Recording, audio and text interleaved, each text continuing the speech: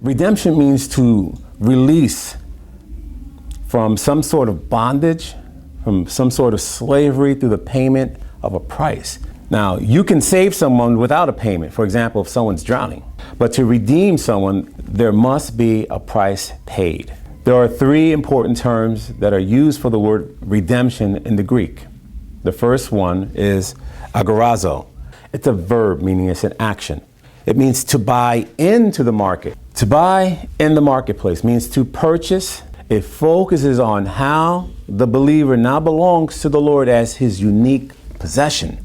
Don't you know that your body is a sanctuary of the Holy Spirit who is in you, whom you have from God?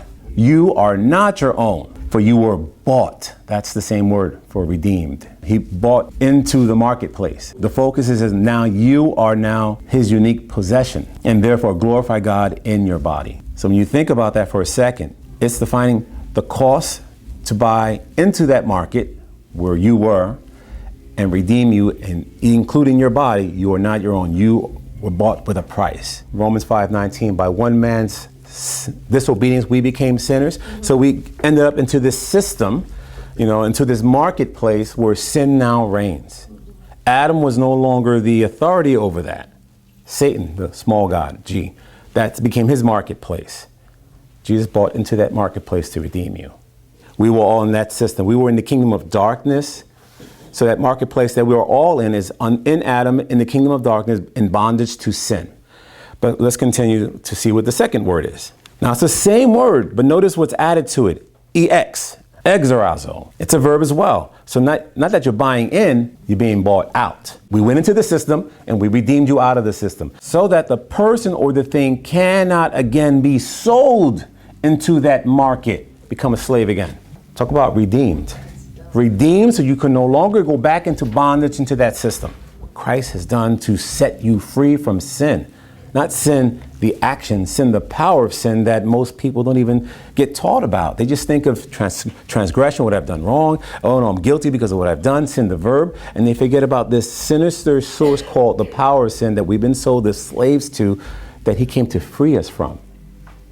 And that's the one that we need to set people free, to let them know what Christ redeemed them from, so they can walk in the freedom that Christ has made us free. Not to use our freedom as a license to sin, but now to use our freedom and say, wow, and he's empowered me to now live a life that glorifies him, a life that I want to be holy. I want to live a life that honors him. And then when people see that, they're seeing Christ at work in me. It's his work working through me through the power of the Holy Spirit. That's his ministry to transform us. Christ has redeemed, means he's bought us out of that market so that we can no longer be sold into it. Christ has redeemed us from the curse of the law by becoming a curse for us, because it is written, everyone who is hung on a tree is cursed. So he became the curse so that we wouldn't have to. Galatians 4 says, and when the time came to completion, God sent his son, born of a woman, born under the law, to redeem, to buy out of that marketplace, to redeem those under the law so that we might receive adoption as sons. Brought out of that one market into another, into his family, to receive the full adoptions as sons of God. Next one is the word Lutroo. Lutroo is a verb. So notice all these words on redemptions are actions. It means to release, to restore something back into the possession of its rightful owner. When he was going to buy in and buy out and bring you into right relationship, this all encompasses what Jesus was going to do as a part of the work of salvation for us, being redeemed.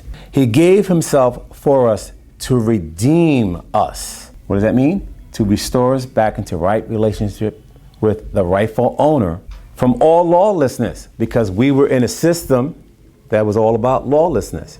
And all we did was sin. And he cleansed us for himself, a people. So the purpose of buying you back was to make sure that he was going to clean you up, not leave you the same way. He was going to cleanse this people. Now that's the work of the Holy Spirit in your life.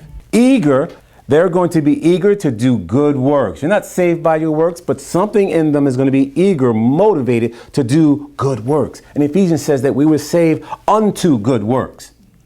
Next verse. For you know that you were redeemed. You were restored back into right relationship as the possession of the rightful owner from your empty way of life.